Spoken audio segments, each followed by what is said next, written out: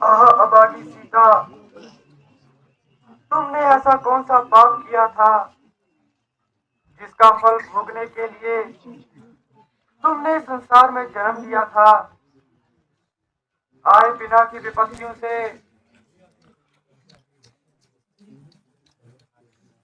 शरीर का ये हाल हो गया है कि एक तरफ चलना भी सख्त मुहाल हो गया है।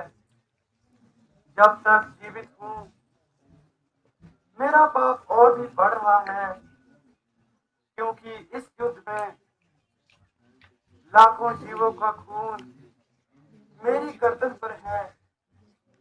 परंतु किसको कहूँ कि इस झगड़े को मिटाए, और किसको भेजूं जो स्वामी जी को इस युद्ध में शीतल पवन के झोंके की तरह उन्हें ये खबर पहुंचाए। हे परमेश्वर, तुम ही मेरे वास्ते जाकर इस भीषण युद्ध को रोको।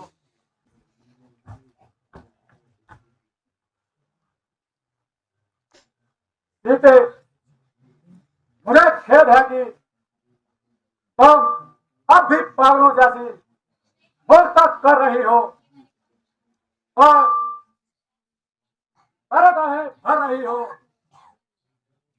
क्या यह बहन का भूत अब तक तेरे सिर पे सवार है? ओ दुष्ट, तू मुझे क्या कहता है जो हर समय छाया की भांति मेरे पीछे पड़ा रहता है। रावण, मैं सच कहती हूँ कि चाहे मुझे कोई जान से भी मार डाले, परंतु मैंने आज तक सिवाय अपने पति के दूसरे मनुष्य के आगे हाथ नहीं जोड़े। किंतु मैं आज विवश होकर तुम्हारी ये प्रतिज्ञा तोड़ती हूँ और तुम्हारे आगे अपने हाथ जोड़ती हूँ, और अपनी तलवार से तुम मेरे दो टुकड़े कर दो और मुझे सुख की नींद सुला दो। प्यारी सीते, जरा अपने आप को संभाल और इन विचारों को अपने दिल से निकाल दो।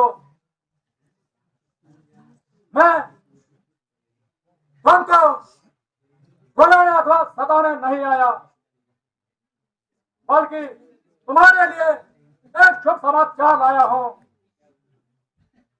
मुझे तुम्हारे शुभ समाचारों से कोई प्रयोजन नहीं। अरे जालिम, तो कभी तो मुंह से अच्छी बातें निकाला कर। अरे ओ निर्लज, तू शीघ्र यहाँ से अपना मुंह काला कर। मैंने तो तेरे कर्म सहारे को भी फैसला कर डाला है। सारा परिवार तो मर चुका है, अब तेरा नंबर भी आने वाला है। जिसके भरोसे पर तू कूद रही है वह तो सबके स्वर्ग सिधार गए। देख, राम और लक्ष्मण को आगे हम लोग पहुंच चुके हैं। जरा आंखें खोल और इन सिरों को देख और इन्हें पहचान। हाय प्राणनाथ, आप मुझे क्यों छोड़ गए? क्या रहा अब दुनिया में? प्राणों का प्यारा तो चल दिया। इस तरह जीवन हो, जीवन का सहारा तो चल दिया। आह प्राणनाथ।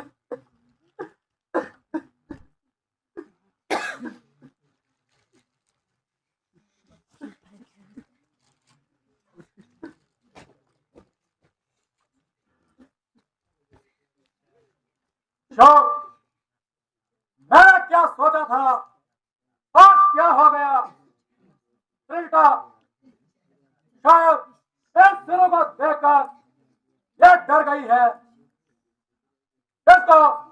अच्छी प्रकार समझाना और दवा तथा प्राण की मृत्यु का इसको विश्वास दिलाना और इसको अपने काबू में लाना।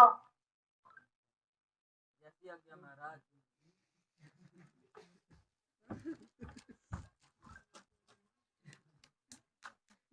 तो बेटी सीता,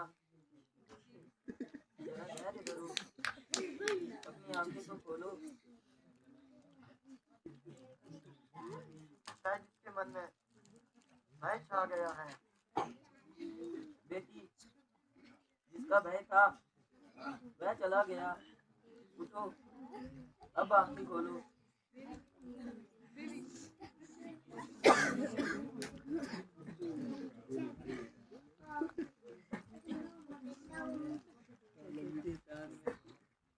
आप विधाता, ये अन्यायी प्राण अभी क्यों नहीं निकलते? अब मैं किसके सहारे जीऊंगी? प्राणों का प्यारा तो चल दिया। हाय प्राणनाथ, सुख गया, वैभव गया, जीवन की इच्छा भी गई। रह गया अब क्या मेरा? मिलने की आशा भी गई। सीता बेटी, तुम बावली ना बनो, संतोष रखो। यह तुम्हारा पति नहीं है, तुम्हारी पति तो सही सलामत है, क्योंकि लंका में एक मंदोदर नामक कारीगर है, जो बनावटी चीजें बनाता है। ये सिर उसी ने बनाए है। हाँ माता, अब मुझे आपकी बातों पर विश्वास हो रहा है। मैं आपके इस उपकार को कभी नहीं भूलूंगी।